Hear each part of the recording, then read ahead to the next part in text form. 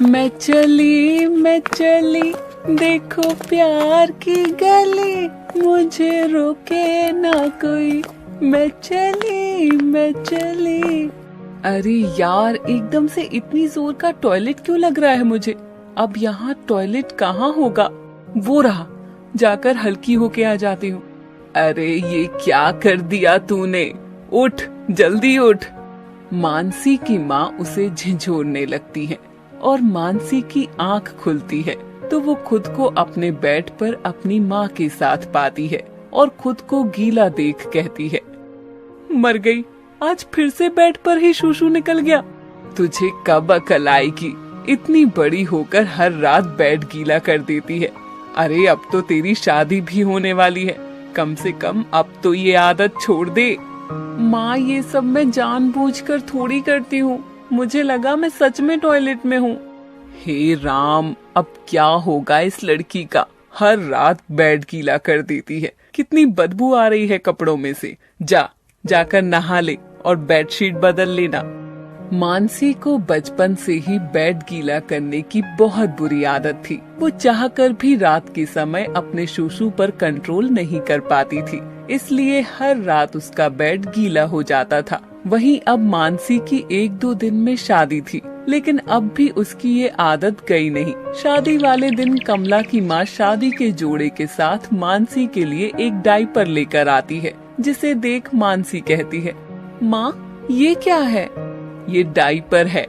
मैं नहीं चाहती कि तेरे पति को भी तेरे बेड गीला करने वाली आदत के बारे में पता चले, इसलिए शादी के लहंगे के नीचे ये डायपर पहन लेना, ताकि रात को सोते वक्त तू बेड पर सूसू ना करे और बेड गीला ना हो, वरना तेरे ससुराल वालों को भी तेरी इस बुरी आदत के बारे में पता चल जाएगा। ठीक है माँ, मैं ये डायपर पहन लेती हूँ। कुछ घंटों बाद मानसी की शादी रोहित नाम के एक लड़के से हो जाती है और शादी के बाद मानसी अपने कमरे में रोहित का इंतजार कर रही थी और कुछ देर बाद रोहित कमरे में आता है और उसका घूंघट उठाकर कहता है, लगता है आज चांद मेरे कमरे में आ गया है, तभी मेरे कमरे में आज इतनी रोशनी चमक रही है। लेकिन मुझे तो कहीं चांद नहीं दिख रहा है। हट पगली, मैं उस चांद की नहीं, इस चांद की बात कर रहा हूँ जो मेरे सामने है। रोहित की बात सुनकर मानसी शर्मा जाती है और धीरे धीरे रोहित मानसी के करीब आने को होता है। तभी मानसी उसे पीछे धक्का देकर कहती है, वो मुझे नींद आ रही है, मैं सोने जा रही हूँ। अब इसे क्या हो गया? शायद सच में थक गई है। इतना कहकर दोनों सो जाते हैं और फिर से मानसी को वही सपना आता है जो उसे हर रात बेड गीला करने से पहले आता था। और जैसे ही वो टॉयलेट करने जाती है तो कहती है, आज तो मैंने डायपर पहना है, आज बेड गीला होने की कोई चिंता ही नहीं, आज तो जी भर के टॉयलेट करूंगी। इतना कहकर मानसी सुकून से डायपर में टॉयलेट करके चैन की नींद सो जाती है। अगली सुबह जब वो उठती है तो देखती है उसका डायपर लीक हो गया था, जिससे बिस्तर गीला हो जाता है और मानसी कहती है, हे भगवान, डायपर पहनने के बाद भी बेड गीला हो गया, अब क्या करूं? अगर किसी ने गीला बेड देख लिया तो मेरी बहुत बेइज्जती होगी, कुछ तो करना होगा। अपने पति के उठने से पहले ही मानसी अपने हाथ में पानी का गिलास लेकर खड़ी हो जाती है और तभी रोहित की नींद खुल जाती है और गीला बेड देख रोहित कहता है, अरे मानसी, ये बेड कैसे गीला हो गया है? वो रोहित जी, मैं पानी पी रही थी और पानी पीते समय थोड़ा बेड पर पानी गिर गया, माफ करना, मैं अभी साफ कर देती हूँ।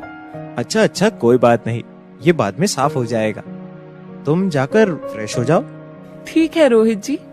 बच गई, रोहित जी को कुछ पता नहीं चला। इतना कहकर अब मानसी फ्रेश होने चली जाती है और अपने डायपर को बाथरूम की खिड़की से बाहर फेंक देती है। ऐसे ही हर दिन मानसी अपनी सूसू करने की आदत को छिपाने के लिए हर रात डायपर पहना करती थी। एक दिन जब रोहित अलमारी में कुछ ढूंढ रहा था, तब उसे वहाँ कुछ डायपर रखे हुए दिखाई देते हैं, जिन्हें देख वो मानसी से कहता है, अरे मानसी, ये डायपर यहाँ क्या कर रहा है? हमारे घर में तो कोई भी बच्चा नहीं है। अब क्या करूँ, कुछ बहाना तो बनाना ही पड़ेगा। जी ये डायपर मैंने अपने होने वाले बच्चों के लिए ला कर रखे हैं। अगर आगे जाकर डायपर के दाम बढ़ गए तो ये डायपर हमारे बच्चों के काम आएंगे। मानसी, बच्चे होने में अभी बहुत समय है। हाँ मुझे पता है, पर मुझे लगा अभी लेकर रख लेती हूँ। इस बार मानसी अपने डायपर पहनने के राज को छिपाने के लिए बहाना कर देती है। यही कुछ दिन और बीत जाते हैं और अब जो डायपर मानसी के पास थे वो खत्म होने को थे। उसके पास बस एक ही डायपर बचा था और उसी दिन उसकी ननद शिवानी घर आ जाती है। रात के समय उसे अपने भाई के घर रुकना पड़ जाता है, लेकिन उसके बच्चे के डायपर खत्म हो जाते हैं और वो कहती है, भैया अब मैं क्या करूं, सोनू के डायपर भी खत्म हो गए और ये डायपर इसने गंदा कर दिया है, कहीं रात में भी ये बिस्तर गंदा ना कर दे। अरे तो दिक्कत किस बात की है? तुम्हारी भाभी ने अपने होने वाले बच्चों के लिए डायपर अभी से ले रखा है अलमारी में। अभी तो हमारे बच्चे नहीं हैं, तो वो डायपर तुम सोनू के लिए निकाल लो। ये तो बहुत अच्छा हुआ, मैं अभी लेकर आती हूँ। इतना कहकर अब शिवानी मानसी के कमरे में जाकर वो आखिरी डायपर निकाल कर ले आती है और कहती है, ये डायपर कुछ ज्यादा बड़ा नहीं है। अरे मैं भी ना, अभी भाभी के बच्चे नहीं है ना, तो उन्हें अंदाजा नहीं होगा कि बच्चों के लिए इतने बड़े डायपर नहीं लेते। इतना कहकर अब शिवानी उस एक डायपर को भी अपने साथ ले जाती है और अपने बच्चे को पहना देती है।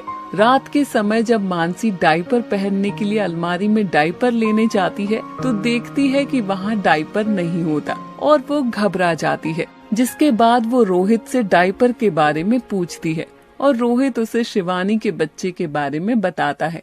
ये सब सुन मानसी परेशान हो जाती है और कहती है, अब मैं क्या करूं? अगर आज मैंने डायपर नहीं पहना तो सबको मेरी बुरी आदत के बारे में पता चल जाएगा। अब कुछ करना होगा। इतना कहकर अब मानसी पूरी रात जागती रहती है ताकि गलती से भी बड़े बेड पर सूसू ना कर सके। लेकिन फिर भी रात के समय उसकी आंख लग जाती है और वो बेड पर ही सूसू कर देती है। और जब अगली सुबह रोहित की आंख खुलती है तो उसे मानसी के बारे में पता चल जाता है और वो कहता है, अच्छा तो डायपर हमारे बच्चों के लिए नहीं तुम्हारे लिए था, यानी तुम रोज रात को डायपर पहनकर सोया करती थी। मुझे माफ कर दीजिए रोहित जी, ये सब मैंने जानबूझकर नहीं किया। दरअसल बचपन से ही मुझे बेड गीला करने की बहुत बुरी आदत है। मैं चाहकर भी टॉयलेट करते समय उठ नहीं पाती हूँ, इसलिए मैंने सोचा कि आपको मेरी इस आदत के बारे में पता ना चले तो मैं डायपर पहनकर सो जाती हूँ। लेकिन आखिर में मेरा सच सामने आ ही गया। अगर ऐसा था तो तुम्हें मुझे पहले बता देना चाहिए था ना। चलो हम आज ही डॉक्टर के पास जाते हैं और तुम्हारी इस बीमारी का इलाज करवाते हैं। इतना कहकर अब रोहित और मानसी दोनों अस्पताल जाते हैं और डॉक्टर से मानसी की इस बीमारी का इलाज करवाते हैं और कुछ समय बाद मानसी की बेड गीला करने की बीमारी ठीक हो जाती है और उसे कभी डायपर पहनने की जरूरत नहीं पड़ती।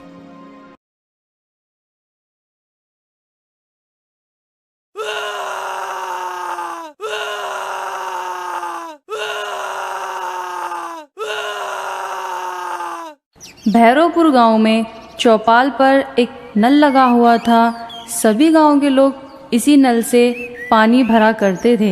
एक दिन जब एक भिखारी उस नल पर पानी पीने आया तो गांव वालों ने उसे भगा दिया। हे भिखारी, कहाँ चले आ रहे हो बे? नल की तरफ पीछे हटो बे, भिखारी कहीं के, हट। अरे बेटा, पानी ही पीना चाहते हैं, हम कौन सा तुमसे कुछ मांग रहे हैं। अबे हटो, ज्यादा जुबान न चलाना, नहीं तो देंगे एक कंटाप। साला नल को गंदा करोगे का? पीने दो बेटा, बहुत प्यासे हैं, कहीं बिन पानी हमारी जान ही ना निकल जाए। अबे मरना चाहते हो तो मर जाओ बे, हमें काहे मारना चाहते हो? चलो चुपचाप खिसक लो यहाँ से, पानी गंदा करोगे बे, भिखारी कहीं के। भिखारी प्यासा ही वहाँ से जाने लगा और जाते जाते उसने गांव वालों से कहा, याद रखना सब, हमें भगाने वालों, तुम सब एक दिन इसी नल का पानी पीकर मरोगे। 2 दिन बाद रात को जैसे ही 12 बजते हैं, चौपाल से नल के जोर जोर से चलने की आवाज आने लगी तो रमेश की पत्नी की नींद टूट गई। अजी उठिए तो, ना जाने कौन नल पर घुसिया रहा है, तनिक देखिए तो सही। ठीक है, हम अब ही देखते हैं कौन है जो 12 बजे नल पे अपनी खोपड़ियाँ पटक रहा है। तुम सो जाओ बे।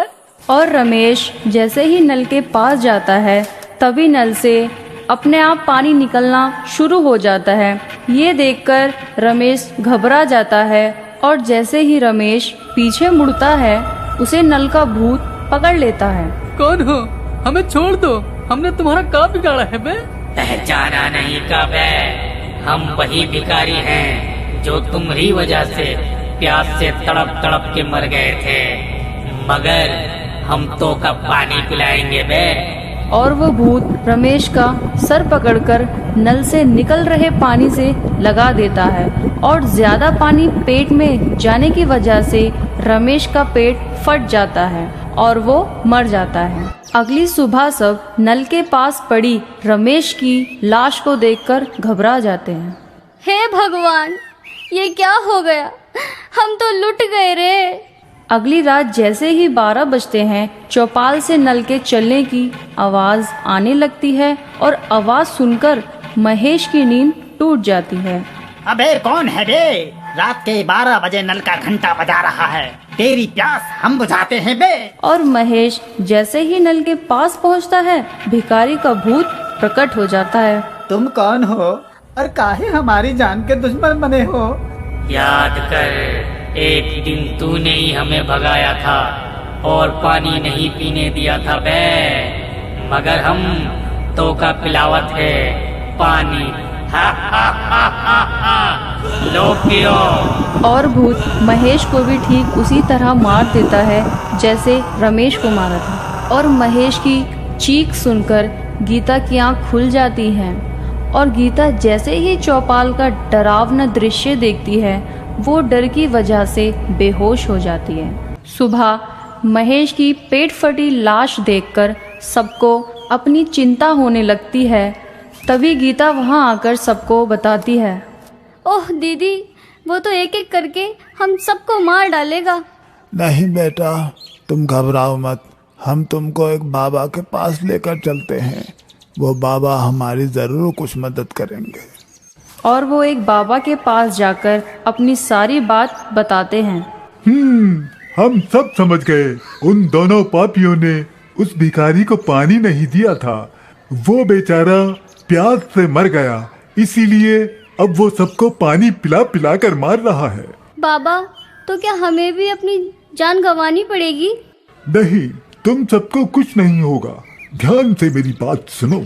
बाबा उन्हें उस भिखारी के भूत से निपटने का तरीका बताता है। सब रात होने का इंतजार करते हैं और जैसे ही रात के 12 बजते हैं चौपाल से नल चलने की आवाज आने लगती है। गीता अपने घर से योजना के हिसाब से बाहर आ जाती है। भूत गीता को देखकर प्रकट हो जाता है। तो आज तुम्हारा नंबर है, मरोगी तुम भी। तुम सबको पानी पिलाते रहे, मगर आज हम तुम्हें पानी पिलाएंगे। और सभी अपने घर से बाहर आ जाते हैं और सबके हाथ में एक एक शीशी है।